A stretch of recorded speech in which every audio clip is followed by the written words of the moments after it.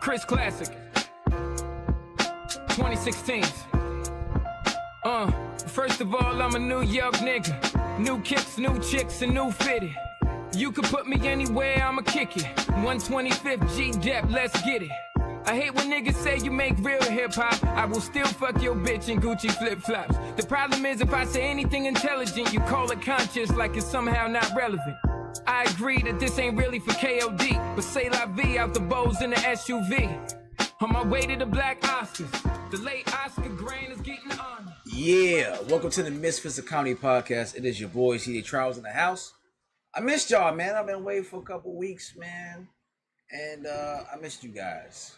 And it's good to be back. I went to LA for a little bit on a guy's trip. It was cool. LA motherfuckers is fake as shit. Really? Females specifically. That's some fake asses. You don't call me, I call you. They'll give you a number, talk to you, think it's a vibe, and then you think, and that shit ends immediately once you leave their presence. Really? There's no getting calls back, so nothing. They friendly in your face. But as soon as you leave your presence, there is nothing. It's radio silence. It's LA though. It's LA. Everybody's a star. Everybody's rich. Somebody. Right. So, I mean, I spent a little bit more money than I definitely wanted to, but it was cool. It was good to get away. I needed the break from work and every other thing for life, so I appreciate being able to get away for a second. So, Was it expensive? Nigga, you motherfuckers charge you for everything. I forgot they don't use bags out there, so they charge you for bags too. Like what you mean they don't use bags? It's a bag-free state. That shit is. How the fuck you a bag-free state like? It's and it's bio. They don't use it's against the environment, biodegradable shit, and fuck up the environment. So you got to pay a little extra for a bag. Most niggas walk outside with their shit in their hand. Really? Right. So in the grocery store you don't get a bag? No, you got to pay for it. It's like 10 or 15 cents for the So bag. all you gotta do is stand behind somebody. They drop something, you can get up. Or you bring your own bag. So yeah, it's that type of shit. Like So it's the whole state is an Aldi's. Exactly. Oh, okay. Right. Okay. I'm going to every store. I bought one shit at the first store, used the bag, and I would put all my groceries in this big ass Foot Locker bag. But all right, let me get these shoes. Let me get these shirts. And I'm in all types of places just throwing shit. You want a bag? Nope. I got a bag right here. Sprouts, all type of shit in here.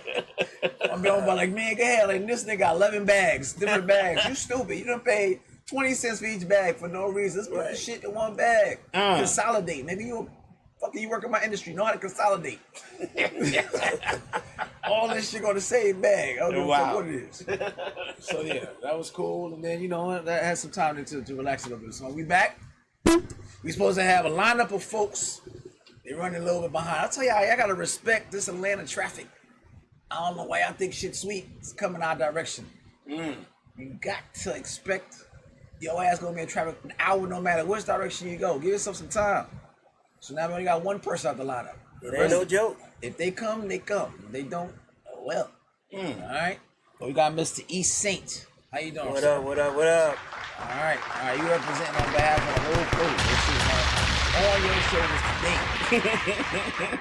I tried to tell them the reason why I made it on time because I got a bucket. My car's so beat up, don't nobody want to be by me. So they give me room. You gotta give you room. It is what it is. If I want to call in and talk to East Saint, the number is 678-740-9894. That's 678-740-9894. All right, sir. The name has some meaning to it. Tell the folks what it means. Well, I'm originally from East St. Louis, so that's where my stage name come in at. Nelly. From a little. That's right. You heard that sound, right? I'm definitely a Nelly fan. Getting hot in here. Yes, and come from a little town called Poli Town. Shout out to Poli Town, all my homies out there. And it started way back when. I was a Richard Pryor.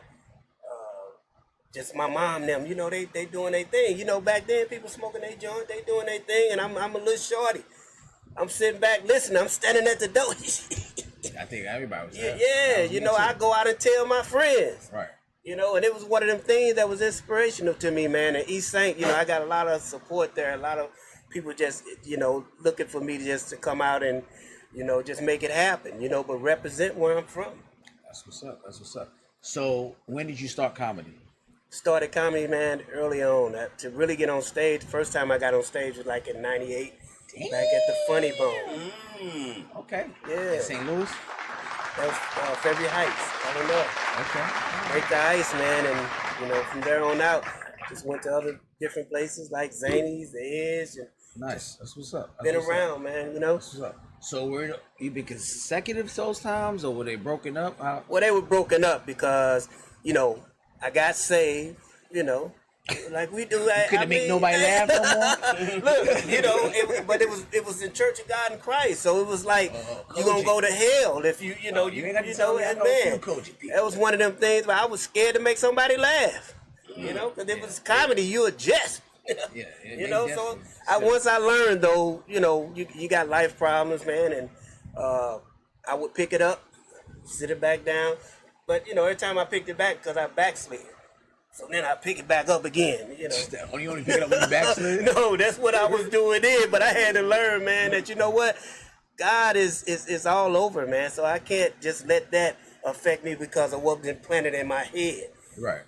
So that's what made me look at things a little differently. Yeah, that's true. Yeah. That's true. Love religion, but it'll put a lot of unnecessary boundaries on you. You be like, this shit ain't even necessary. It ain't even necessary. Yeah, I felt sorry for the women. They couldn't wear nothing. Makeup, couldn't wear no lip. Your dress got to be dragging the ground. Yeah. But boy, when they got wild and hit the street, they was like wild deers. Those are the best ones. The biggest freaks is them church girls. Especially them PK kids. Them goddamn PK kids. Nasty mother. Shut your mouth. Because they experiment with they want everything that they weren't supposed to have. At the same time, we try to tell them, stop trying to cover them up, because they come a nigga like me and I'm ready to open their ass up like a goddamn butterfly. Yeah, I didn't mind teaching a few lessons myself. You know what I'm saying? It's just one of them things, The first time I got a PK kid, my dad opened right up. We from Panama. I'm over called 3 people back in Panama, made a collect call, paid that money to tell him I was fucking a preacher kid. He was living by curious. He threw me, so he put me on speakerphone. So tell him what you did. So she sucked your dick and then what? I was like, damn, Jesus. So yeah, so she licked my balls too. And he's like, yeah, that's my boy. You know what I'm saying? I'm gonna tell you one more time. I ain't gonna say it again. That's my boy. Goddamn. You high five me and everything. So yeah, the preacher kids, they are nasty. And thank you for keeping them bottled up and shit, because when they let go, jeez. Yeah, I'm sorry. You see, you got me reminiscing. Right, yeah. It happens. So, it's 98 years off and on. All right, what's some of your best moments of comedy? One moment you be like, oh man, that was one of the best times I'm on the right road. Or one of your worst times, you had a moment, you know what I'm saying, like, oh shit, I may have to get this shit up. I tell you, one of the worst. I learned a hard lesson, man. I was over one of my buddy's house, right? Mm-hmm. And it was a football party. So he was like, hey, man, I want you to do some stand-up for me. My man, I got you. We've been drinking. I didn't know that, why I'm thinking that this is going to be the type of audience that's really going to pay attention to what I'm doing. Nope. I'm standing up here and I'm pretty much talking to myself. Yep. Nobody else is paying attention, and I found myself kind of getting pissed off a little bit. Like, you know what? You asked me to do this, so I used a few choice words at that time, and that was probably one of the worst moments I ever had. In somebody's house? Yes. That's how you get set up. I would never do that again. I got set up, totally got set up, man. But the best time I had, I would say, when I broke my cherry when I was at the Funny Bone. When I first got on stage, that was, man, you're talking about a rush. Right. It was a rush, man. And to be on stage, it's nothing like, because when you shoot a video, you do videos or whatever, because you make your own content. I do that too. Mm-hmm. But it's nothing like being on stage. You be on stage, you get that rush. Mm-hmm. And when it comes natural, when you know it's your natural gift that you have, mm-hmm. and it's effortless that you get up there, man, you just be in a whole different zone. Yeah. I would describe, I said, it's almost orgasmic for me. Oh, man. What's your description of that time, that first laugh, or that room roaring of laughter, or whatever it is? How does that feel? What's your description of that? You're absolutely right, man. When I first, the laughter, to make people laugh and know that you're getting authentic laughs was kind of like, you're right, like I had slept with the first woman and I felt that and I wanted that feeling again. Every single time. I go back every time. Yep. You know, and that's what it was for me, man. It's a drug.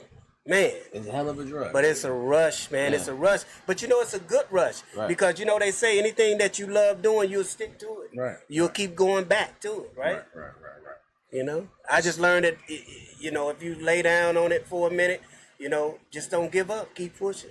That's what I'm doing. I'm climbing, man. Timing is everything. Your comedy's one of those things it's all just pick back up and just get right back to it. Because that shit will say, yeah, he been away from it for a while. It'll show that part of it later. Yeah.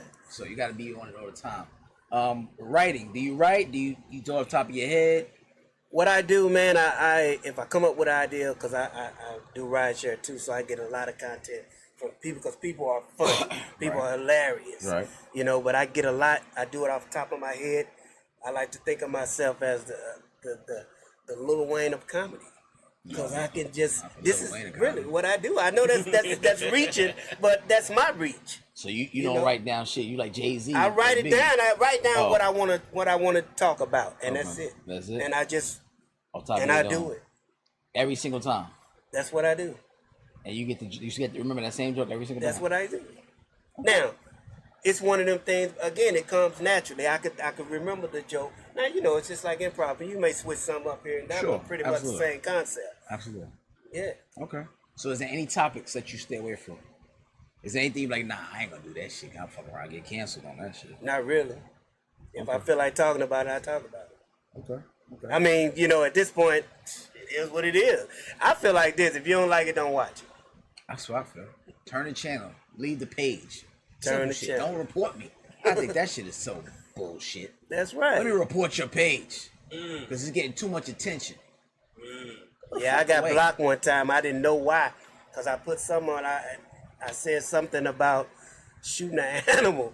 Oh, you know next better thing than that. I didn't know though, because I was new to social media and because I was getting outside the box, right? Animals and next thing I know, I got something to say. I've been blocked, and I'm like, why? What's going on? I don't know, but I'm learning. Like I see why people say they've been pew pew. I'm learning that now. You know, I had to pew pew the animal. You got to know how to word the verbiage. Yeah, man, I'm still learning the hard way on that. I'm country, man. I'm from East St. Louis. So some things I say, I may not even mean it like that. People like, oh, he said this and he said that. Man, that's 3 million videos on YouTube about animals, dog. You crazy? just motherfuckers watching fucking kittens lick themselves. You about to say you off one of them? Yeah, you out of here, buddy. But it wasn't like that. It wasn't meant to be that way.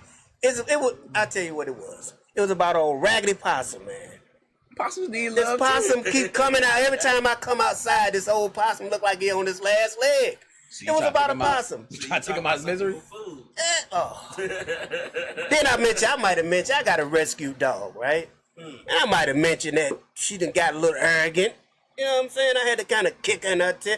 I tell you what it was. She been around my wife and my daughter, said she's taking up their habits. At first she was grateful. Now I tell her to do something, she get attitude like them. I just said I have to give her a reminder of where she come from. No. That's Mike gonna Vick. do it. What's wrong with that? That's a Mike Vick shit. You don't lost the whole black man can't be kicking no dog. Yeah, I know, man. But you know, it's with love. Yeah, ain't no hard hit. It's just well, I'll say this. Well, what about when you watch Dog Whisper and you got your dog standing there? He said you kick your back leg and you kick the dog. What's the difference? He white. He Mexican or whatever. He's not you. I know everybody privileged over us. Okay. Pedro's in there. He has a proximity. Right. Yeah. Pedro in there slightly whispering that shit. I forgot. I'm watching him and I get out in public and I do the same thing he did. And then next thing I know, I got the animal control coming up. Right. His ass might not be around. Ice might have got his ass too. So, you can't do that. You know the rules are different for us. I'm learning real quick, man. You know the rules are different for us. What's your inspiration? My inspiration, man, is comedian. Yeah, what's your comedic inspiration? Who inspires you? Richard Pryor, man, was one of my top comedians. Even though he, you know, as a kid, I probably shouldn't have been using the language that he was using, but Richard Pryor was so raw and just real that when I would go out there and tell my friends, man, and how they would be laughing and, you know, until I got caught. You know, we have a similar story. Mine was Eddie Murphy though. Yeah. I listened to Eddie Murphy Raw and try to do the same bits. Try to do the same bits outside. and then I got caught somebody walking behind me, and they like somebody behind me. Yep, yeah, they are. I'm cussing all the cuss words. Yeah. Double down and emphasize the cuss word. I ain't leave nothing out. Clean that whole goddamn cuss word plate. Oh, Told my grandmother tore my ass up. I tell you one of the favorites part, like Richard Pryor was talking about the German Shepherd, remember that? And he said that the dog come over, like when the monkey died, he say, "What's the matter, Rich?" He said, "Man, my monkeys are dead." He said, "Dad, you mean the one that used to be in the trees at night?" He said, "Yeah, that's the one." He said, "I be doggone. I was just gonna eat them monkeys." But that was one that tickled me, man. It just caught. I love telling that joke. Oh, but I used to tell what the monkey used to do. Every time he run up the arm and stick his in somebody's ear, you know. I would tell all of them as a kid. I'm out there telling these jokes, and you don't even know what you telling, but you just tell them. Man, look here. I had winos come tell me that joke again. You said, young blood. That's crazy. Yeah. But it was fun, man. Back in the day, it was fun. It was fun. Yeah. A lot of comedians back then could never get away with the stuff they say now. The Red Foxes, the George Carlins, the Sam Kinnisons of the world. Yeah. The fucking shit. Bob Saget, when he was doing it, people didn't know how he got down. Andrew Dice Clay, Lisa Lampanelli. Like, these are people that you can go hard. You could say the F-bomb, and it was okay. Yeah. Like, you know, you was free. And of course, social media wasn't what it is, and we wasn't as aware and woke and conscious as we are now. But I liked it back then. I feel like if it ain't broke, don't fix it. We got kind of soft, even down to our younger generation, where, you know, I got to go back and forth with my 20-year-old about what's okay to say, what not to say. Hold the fuck up. I'm the adult. You're not about to tell me what I can and can't say in public. Shit. Yeah. I almost told my daughter to kiss my whole ass. You had to catch yourself. I had to catch myself. Wait a minute. You can't say that. Why? Because there's people around. Fuck them. Right. So we in different times. You know what I'm saying? Yeah, man. I don't know what's going on with that. I got a 14-year-old son at home, and I don't know, man. I just... You only got one son? No, I have... I'm 56, man. So I have... you look good, man. You look good. Appreciate it, brother. I have a 36-year-old, 34, 30. Oh, you grown ass 14. man. Yeah, I'm way past grown, right? You wouldn't got the 14-year-old, you was slipped up? No, my wife, man, I met her when I moved to Chicago area, man, and we've been together 17 years. Okay. I met her second month after I moved there. She saw your ass coming. Yeah, man. Green and he I'll tell you what it was. I was selling new and pre-owned vehicles, right? Uh-huh. And she was one of my leads. Okay. She had bad credit then, though. But that was you know, I had bad credit too. So we just repaired our credit and got married. That's funny. It's all good, man. But my wife make me feel like Shaquille O'Neal because she like 4 feet tall. And I be like, babe, really? You know, I put my head down. That's funny. I love that. Yeah, man. See, you had to kiss that. That's it. I got you. Hey, man, but you know what I learned, man, when I moved there, man, and I got with her, changed my whole perspective on how I used to be with women, right? And I didn't have a desire to even edge out. And that's one of my motivations, man, with this comedy thing, especially now. I really want to, my son watches me. When I shoot my videos, he do it, man. And to see him laugh and be like, Dad, forward with me that video. It ain't that often he do it. But the time that he asks me, it means something to me. You know what I mean? And I try to keep him close to me when I'm doing, because I'm learning too. Huh? Does he share it? Yeah. My daughter won't share my shit. He has. It was a long process to get him to try to get him to understand. Man, listen, my daughter said everybody in her school followed me, the teachers, the principal, the kids, but the motherfucker would not share my shit. He did. She's like, I hate when they ask you about your skits, nigga. See, now I got quite a few videos, but you say did he share it? Does he? He shared one. She shares. That was it. And every time I be like, "Did you share that?" He said, "I'm gonna do it. I'm gonna do it." And it's all about his world. You know what I mean? I'm still trying to understand that world, man. They share each other's shit. Like what's happening with the girls and the boys now? Boyfriend and girlfriend calling each other bro. They call us bro. They try to call us bro. What? I'm still adapting to OG and Unc. Yeah, I embrace that shit, man. Man, it's a level of respect, right? The outside. I embraced it now. I mean, it is what it is. It's like, yeah. I think once I hit 40, I was got called sir. Huh, sir? A motherfucker bowed to me the other.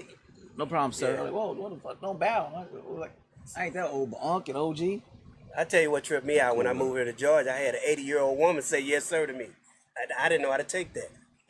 I'm like, am I looking that bad, or am I? You know what I mean? But it's everybody got that southern. Not everybody. Southern The hospitality. southern hospitality is off the chain here, man. I've seen it so many times, right?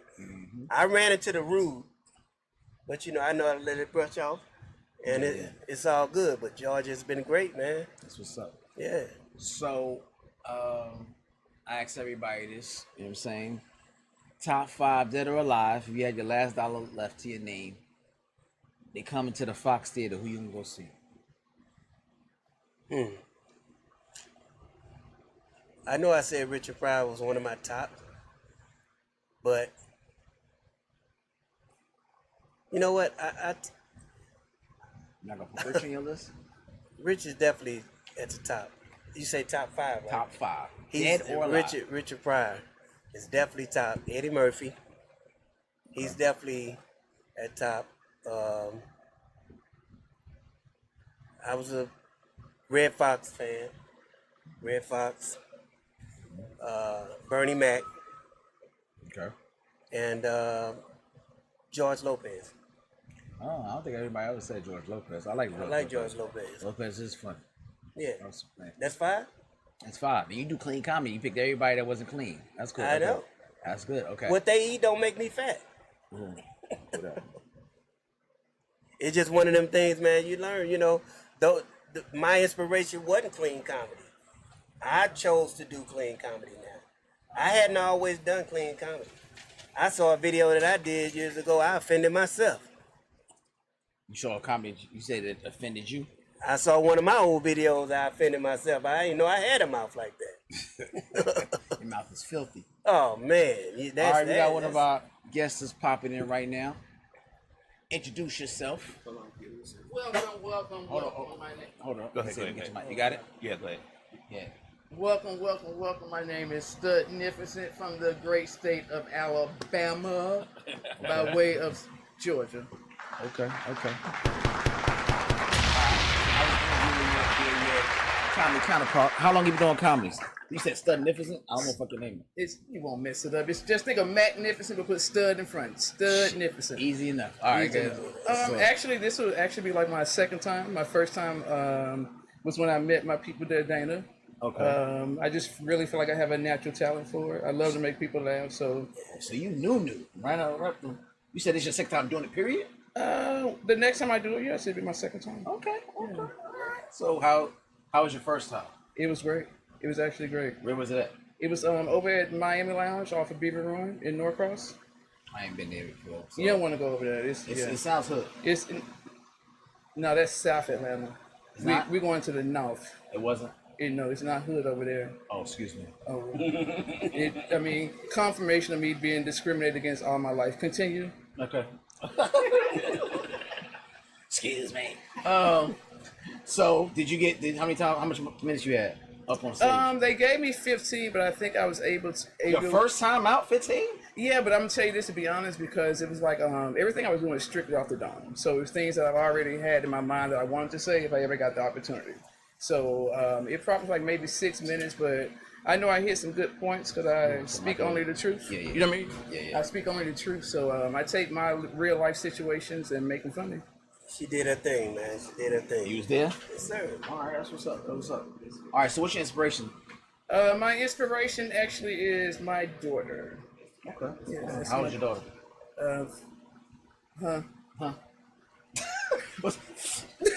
I mean, Okay, we always go with that.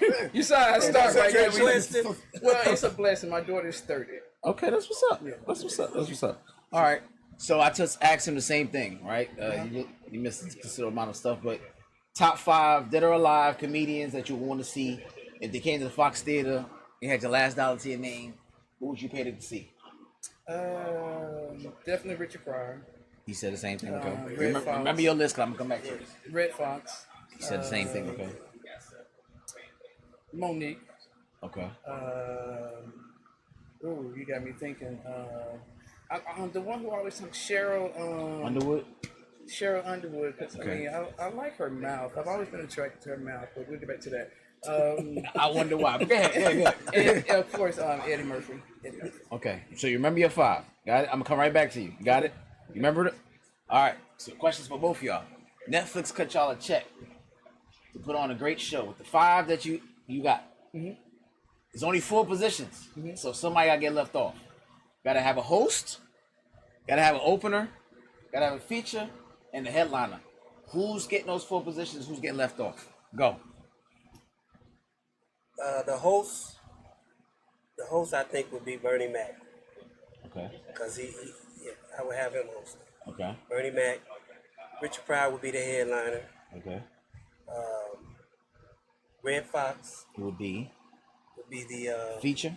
feature. Who's an opener? The opener is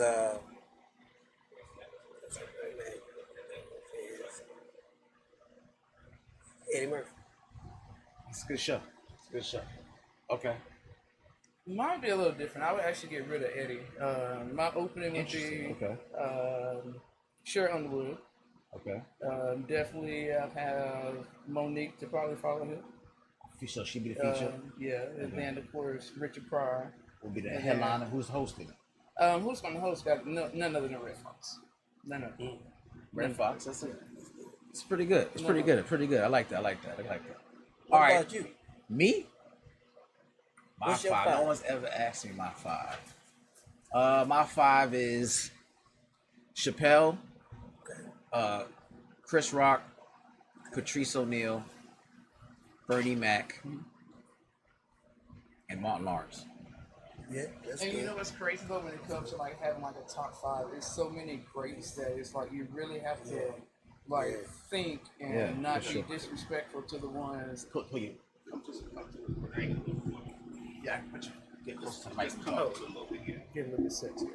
But no, it's so many great. So it's like when you think of like the ones that paved the way, and then you have the new stream comedians, and then like Tiffany Haddish. I mean, she is great within her own means. You know what I mean? So you have different talents and different distributions of comedy in different ways because you have different personalities that are different. Yeah. Right. Facts.